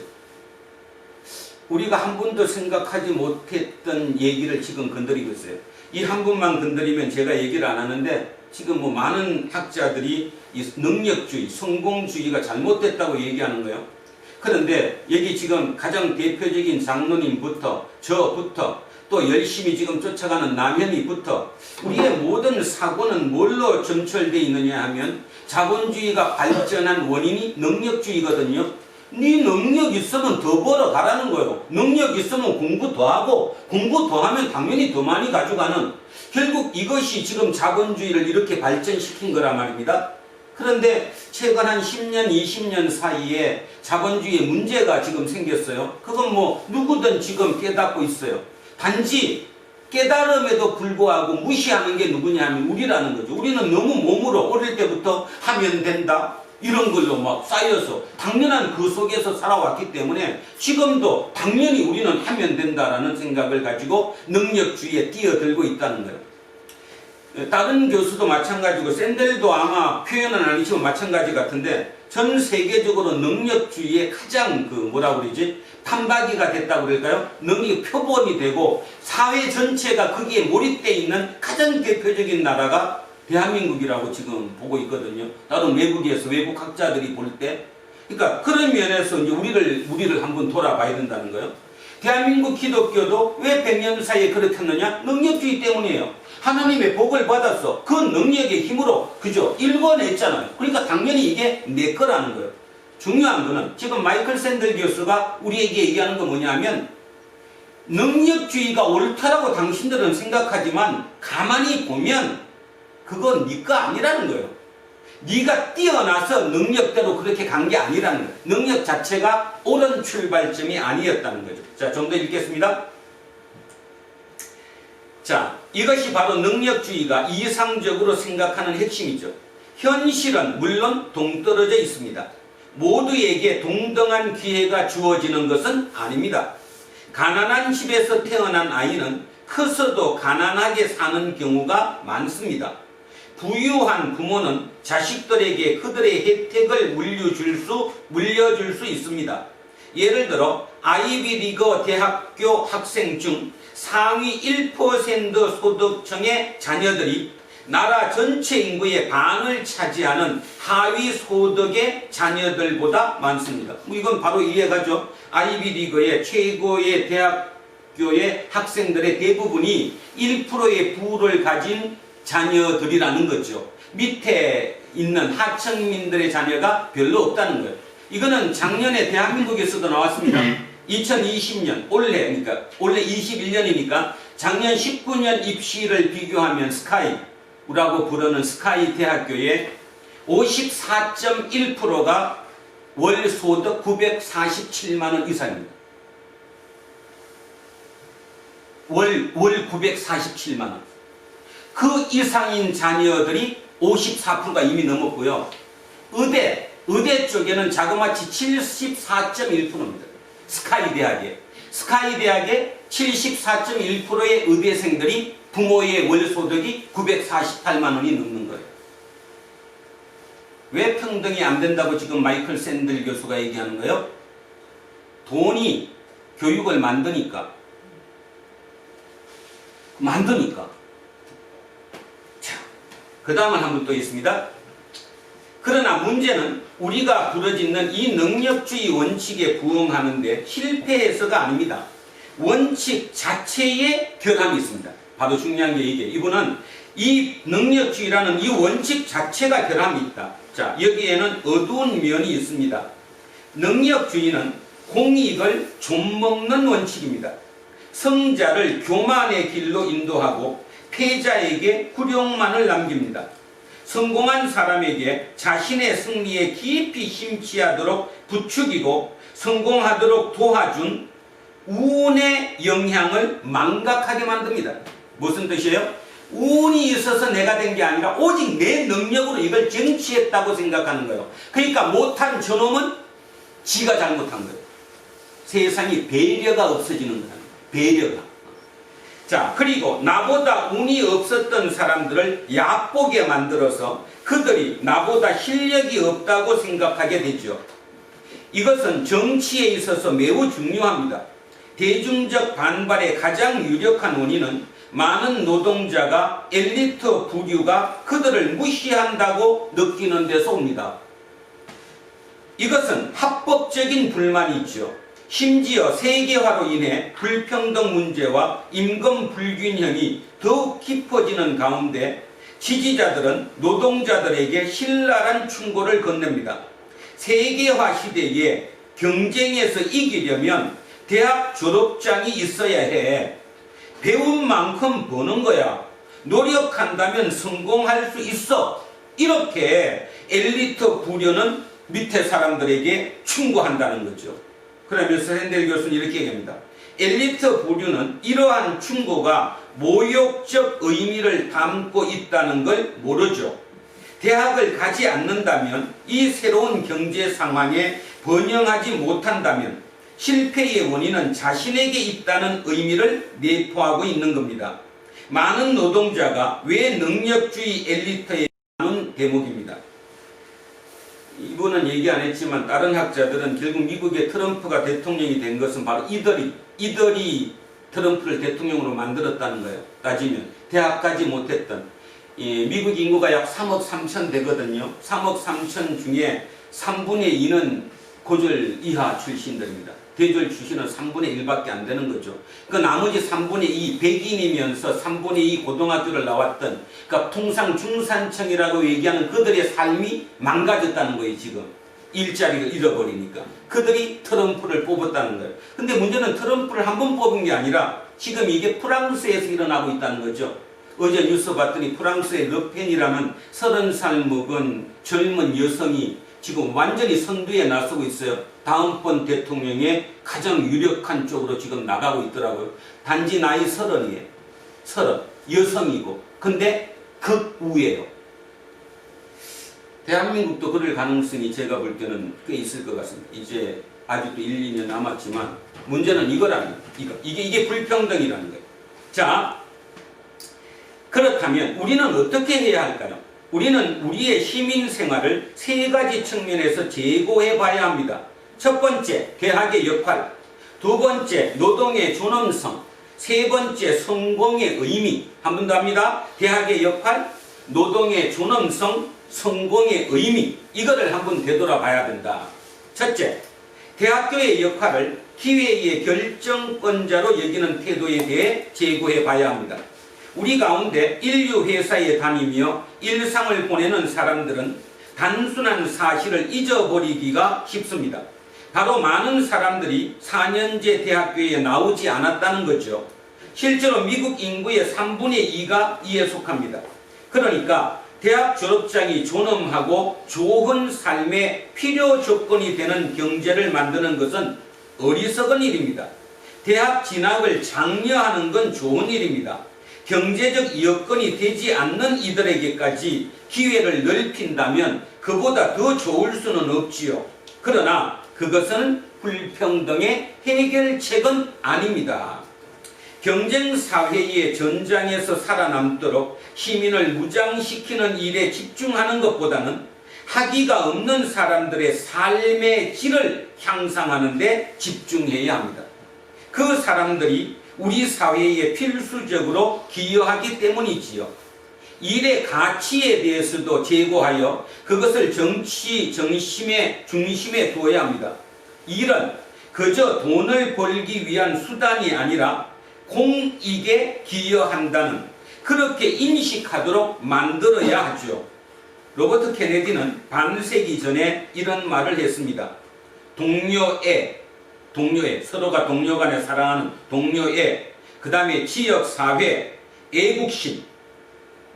로버트 케네디는 이 세 가지를 얘기했다는 거예요. 동료애가 있어야 하고, 지역사회를 서로 돌봐야 하고, 애국심을 가져야 한다. 이 필수적인 가치들은 그저 물건을 소비하고 구매하는 것에서 오는 것들이 아니라고요.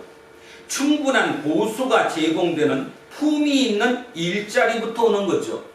최소한의 자기가 품위를 유지할 수 있는 일자리가 있어야 그 사회가 그거를 가질 수 있다는 거예요. 직원들로부터 다음과 같은 말을 할 수 있게 하는 일자리들이요. 저는 나라를 세우는 데 기여했습니다. 자부심이 있다는 거죠. 똑같은 일을 했는데 내가 이 일이 나라를 세우는 데 기여했습니다. 저는 위대한 공익사업에 참여했습니다. 이러한 시민 정서를 오늘날의 공공사회에서 찾기는 매우 힘듭니다. 이건 나중에 우리 장로님한테 한번 특강 들어요. 장로님 바로 이 세대잖아요. 그때는 진짜 이분들이 고속도로를 닫고 사회 인프라를 만들고 자부심이 얼마나 좋았어요. 그죠? 내가 그 일을 했다는 그 자부심. 이게 사회에 팽배해야 되는데 요즘 저 젊은 애들한테 전혀 없다는 거예요. 전혀 눈꼽만큼도 없어요. 어떻게 하면 하루를 더 벌까? 어떻게 하면 저놈 뒤통수 쳐갖고 내가 10,000원이라도 더 받을까? 시급 1,000원만 더 줘도 바로 옮겨가지. 1시간 뒤에. 없어졌다. 우리는 종종 사람들이 버는 돈의 액수를 공익에 기여하는 바를 가늠하는 잣대로 여기지요. 그러나 이것은 실수입니다. 마틴 루터 킹 주니어가 예전에 그 이유를 설명했지요. 테네시주 멤피스에서 일어난 위생관리시설 직원들의 파업을 기억해 봅시다. 암살당하기 직전에 킹 박사는 이런 말을 했습니다. 결론적으로 볼 때 우리의 쓰레기를 수거하는 사람들은 의사만큼 대단한 사람들입니다. 그죠? 네. 쓰레기를 치우는 사람도 의사만큼 대단한 사람이라고 우리가 대접해줘야 된다는 거예요. 그게 안 되는 상태에서 내가 잘났으니까 내가 더 가졌다? 이 개념으로 살면 그 사회는 망한다는 거죠. 그들이 그 일을 하지 않으면 질병들이 만연할 것이기 때문이죠. 그러므로 모든 직업은 고귀합니다. 지금의 팬데믹이 이를 증명하고 있습니다. 우리가 하찮게 여기던 직업에 종사하는 사람들이 사실 얼마나 많이 의존하고 있는지 깨닫게 된 거죠. 배달원, 관리사, 식료품 가게 점원, 창고 직원, 트럭 운전사, 간호조무사, 타가소 직원, 자택 간병인, 이들 모두 높은 임금을 받거나 큰 존경을 받는 직업들이 아닙니다. 그러나 지금 우리는 이 직업 종사자들을 필수 인력이라고 부르지요. 지금이 바로 그들의 임금과 인식을 어떻게 하면 그들의 이에 대한 중요성과 같은 선상에 놓을 수 있는지에 대해 토론이 필요한 시점입니다. 무슨 뜻일까요? 최소한의 생계를 보장할 수 있는 임금을 줘야 된다는 거예요. 그들도 의사만 한 달에 1,000만 원 받고 그들이 100만 원 받는 건 불공평하다는 거죠. 근데 우리는 우리 머릿속에 예수쟁이라도 당연하다고 생각하는 거예요. 내가 공부를 더 했고 내 능력이 뛰어났기 때문에 이걸 없애야 된다는 거예요. 지금 이 사람이. 자, 그리고 지금 바로 도덕 정신적 변화의 시점입니다. 능력주의 교만에 의문을 가져야 하죠. 내가 성공한 원인이 윤리적으로 볼 때 오직 나의 실력이라고 할 수 있는가? 내가 잘나서 내가 속한 사회가 내가 가진 재능을 알아보고 상을 주는 걸까? 아니면 내가 운이 좋았던 걸까? 성공을 자신의 공으로 돌리는 고집은 상대방의 입장을 고려하지 못하게 합니다. 인생에서 운의 역할을 감사히 여길 때 우리는 겸손을 배울 수 있습니다. 출생이라는 단순한 사고인지 아니면 신의 은총인지 또는 운명의 신비인지 알 수 없지만 지금 여기 나는 존재합니다. 이분도 참 두리뭉술했어요. 저는 확실하게 얘기할 수 있습니다. 뭐죠? 하나님의 은혜라는 거예요. 여러분, 하나님의 은혜가 뭐예요? 내 노력으로 이룬 거예요? 철저하게 하나님이 나한테 준 선물, 은혜로 이룬 거예요? 진짜 은혜가 뭐예요, 그럼? 내 노력이 아니잖아요? 그러니까 이 내가 모든 가지고 있는 이 모든 것이 내게 아니라는 거예요. 하나님이 주신 거지. 그럼 왜 주셨을까를 생각해야 되는 거 아니에요? 왜 주셨을까? 믿지 않는 사람들도 갑자기 사업이 잘 된다거나 작년에 매출이 1억이었는데 올해가 10억이 된다거나 하면 마음속으로 막 오릅니다. 야, 이거 진짜 신을 안 믿어도 신이 나를 지금 돕고 있구나 느껴요. 마음이 느껴요. 근데 일시적일 뿐이에요. 그냥 그렇게 믿어서 내가 어떻게 해야 될 건가 액션을 취할 방법 생각은 전혀 안 해요. 왜? 내가 한 거니까. 하나님은 내가 했다는 게 아니에요. 특히나 영생을 얻는 일은 절대로 너가 하면 돼요, 안 돼요? 안 되는 거죠. 그죠? 영생은 절대로 내가 얻을 수 없는 거죠. 그래서는 안 되는 거죠. 내가 얻었다고 생각하는 순간 이 꼴이 또 날 건데? 영생은 철저하게 하나님에 대한 믿음으로, 마음속에 있는 믿음으로 나는 거지 어떤 내 액션으로 나오는 게 아닌 거예요. 아까 바디메오가 마음속으로 묵상을 통해 경건의 활동을 통해 다윗의 자손 예수가 말 그대로 하나님이 내 눈을 뜨게 해줄 거라는 그 믿음으로 그게 떠져야지. 옛날에 부자 청년 관리처럼 내가 어떻게 해서 무슨 뭐를 써가지고 내 어떤 노력으로 액션으로 그 생명 영생을 얻는다면 이건 난리 나는 거 아니에요? 우리는 그런데 알게 모르게 내 어떤 행위로 그걸 얻을 수 있다고 지금 우리 머릿속에 세뇌가 있다는 거예요. 세뇌가. 그 세뇌를 통해 자본주의가 지금 여기까지 온 거예요.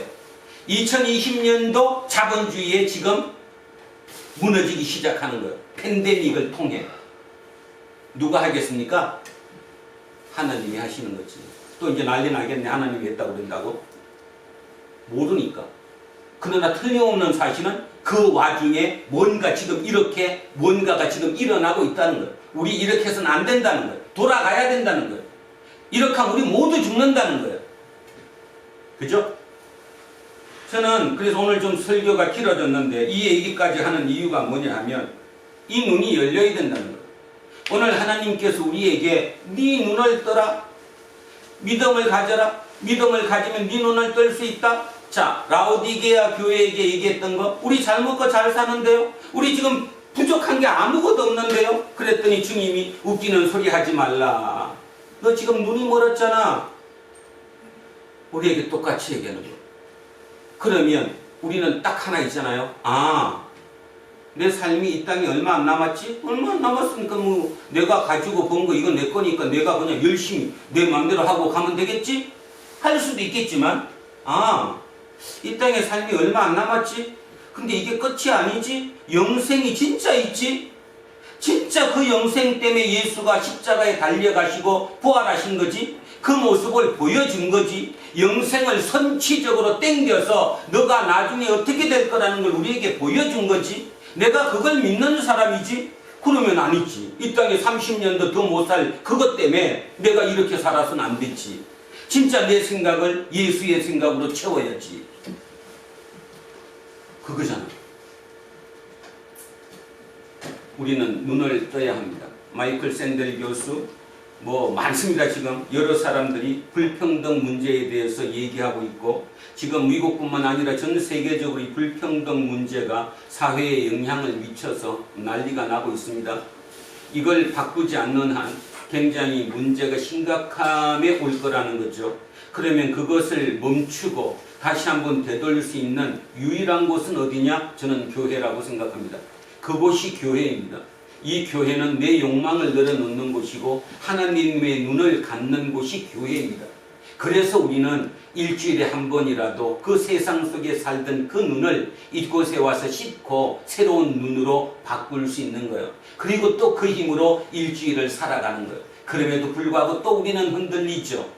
북극성을 향한 나침반이 끝없이 흔들리는 것처럼 그 북쪽을 향해서 흔들리는 것처럼 우리 삶은 다음 주도 또 흔들릴 겁니다. 그럼에도 불구하고 우리는 그 길을 가야 한다는 거죠. 왜냐하면 예수쟁이니까.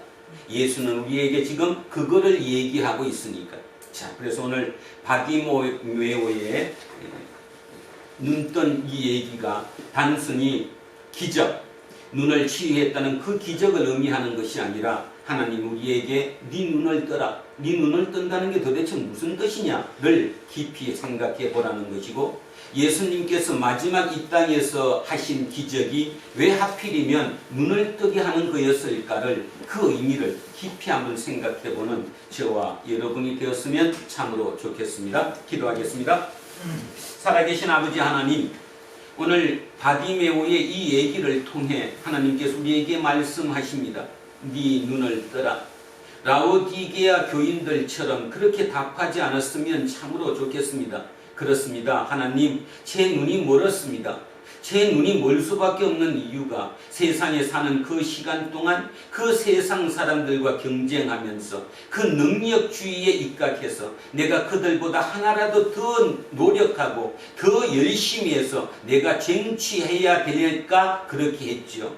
그러면서 또 우리의 부모 세대들은 이렇게 얘기합니다. 그것이 하나님의 영광이야. 네가 그렇게 더 쟁취하고 더 많이 갖고 더 학위를 늘려 갖고 지식을 더 늘리고 하는 이 모든 것이 결국 너를 통해 하나님의 영광이 드러나는 일 아닐까? 아마 그것이 우리를 지배하고 있었는지도 모릅니다. 아마 처음에는 그리 했겠지요. 그러나 세월이 흐르면서 그들이 부패하기 시작합니다. 단전히 그 밑에 사람들은 실제 하나님의 영광 때문에 그 일을 하는 것이 아니라 내 영광을 위해 그 일을 하는 거지요. 그런 세상이 지금 우리 앞에 펼쳐졌습니다. 그래서 밑에 하층민들은 허덕입니다. 이제 그들은 꿈틀거리기 시작합니다. 우리를 살려달라고 얘기합니다. 우리를 구원해달라고 얘기합니다. 그러나 우리 교회는 아직도 그들을 구원할 수가 없습니다. 왜냐하면 우리가 구원받지 못했기 때문이지요.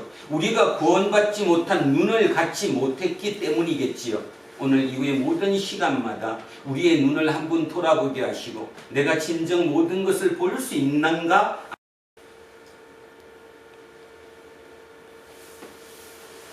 자, 찬송가 279장 찬양하겠습니다. 임하신 구세주여 내가 비오니 죄인오라 하실 때에 날 부르소서. 주여 주여 내가 비오니 죄인오라 하실 때에 날 부르소서. 자비하신 보좌 앞에 꿇어 엎드려 자복하고 회개하니 믿음 주소서. 주여 주여 내가 비오니 죄인오라 하실 때에 날 부르소서. 주의 공로 의지하여 주께 가오니 상한 마음을 고치시고 구원하소서. 주여 주여 내가 비오니 죄인오라 하실 때엔 날 부르소서. 만복건한 우리 주여 위로하소서. 우리 주와 같으시니 어디 있을까. 주여 주여 내가 비오니 죄인오라 하실 때엔 날 부르소서.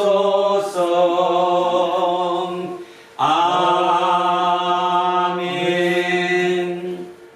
자, 다 자리에서 일어서십시오. 사도신경으로 신앙 고백드리겠습니다. 나는 전능하신 아버지 하나님 천지의 창조주를 믿습니다. 나는 그의 유일하신 아들 우리 주 예수 그리스도를 믿습니다.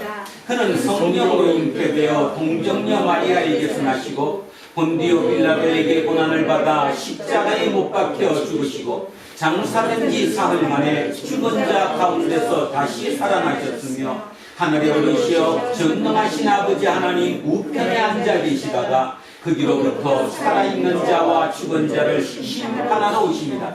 나는 성령을 믿으며 거룩한 공교회와 성도의 교제와 죄를 용서하는 것과 몸의 부활과 영생을 믿습니다. 아멘. 내게 있는 모든 것을 아낌없이 드리네. 사랑하고 의지하며 주만 따라 살리라. 주께 드리네 주께 드리네 사랑하는 구주 앞에 모두 드리네. 오늘도 주님께 예물을 올려드립니다. 특별히 오늘도 주님께서 주신 마음처럼 우리 마음속에 알게 모르게 있는 나사렛 예수, 그 예수가 아니라 진정한 다윗의 자손 예수, 그 예수로 온전히 새로 자리 바꿈한 그 마음까지 함께 주님께 올려드립니다. 진정 부활이 무엇인지, 영생이 무엇인지, 왜 그것이 우리를 이어줘야 하는 것인지를 깊이 생각하는, 그래서 그 하나님께서 그 마음으로 우리의 영생을 구원하기 위해 독생자 예수를 이 땅에 보내셨고 십자가에 못 박으셨고 그리고 부활시킴으로 말미암아 그 영생을 우리에게 선치적으로 보여주셨다는 그것을 믿는 우리의 그 마음, 그래서 그 마음으로 이 땅을, 하늘나라를 이 땅에 만들고자 하는 그 마음에 일꾼의 마음으로 살아간다는 그 마음, 그 마음도 함께 주님께 올려드립니다. 주님, 오늘 이후의 모든 시간마다 내 모든 삶을 통해 하나님의 나라를 이 땅에 이루는 그 모든 일을 하는데 조금도 부족함이 없는 우리가 되게 하옵소서. 세상은 지금 불투명합니다. 그 불공정에 사람들이 불안해합니다. 또 염려합니다. 또 격려합니다. 그 모든 과정 중에서도 항상 우리 예수를 믿는 그 예수의 가치로 이 모든 세상을 새롭게 할 수 있는 우리 모두가 되게 하옵소서.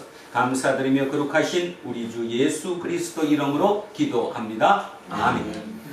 우리는 세상이 읽고 있는 성경이다. 우리는 세상이 원하는 신앙 고백이다. 우리는 세상이 관심 갖는 설교다.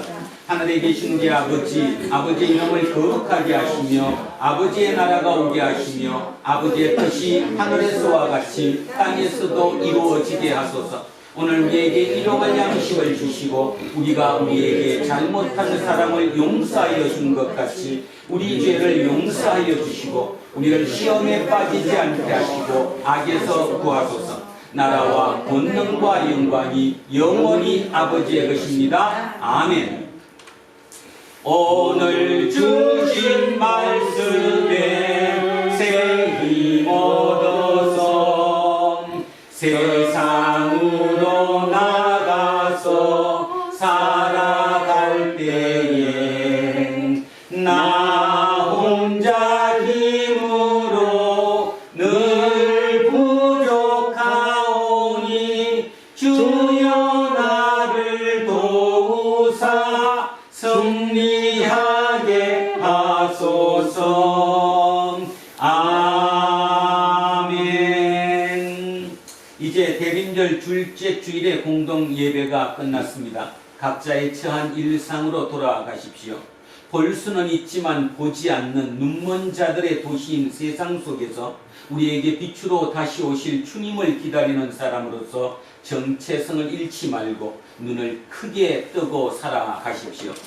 이제는 우리 주 예수 그리스도의 은혜와 하나님 아버지의 영원하신 사랑과 성령님께서 우리와 함께 하시고 인도하심이 오늘도 진정 주님의 뜻 가운데서 영생을 얻은 자로서 이 땅의 삶을 살아가기로 소원하고 다짐하는 우리 모두에게와 우리의 자녀들과 가정 위에 일터와 사업체 위에 그리고 이 나라 이민족 위에 이제로부터 영원토록 함께 하시기를 간절히 축원하옵나이다. 아멘.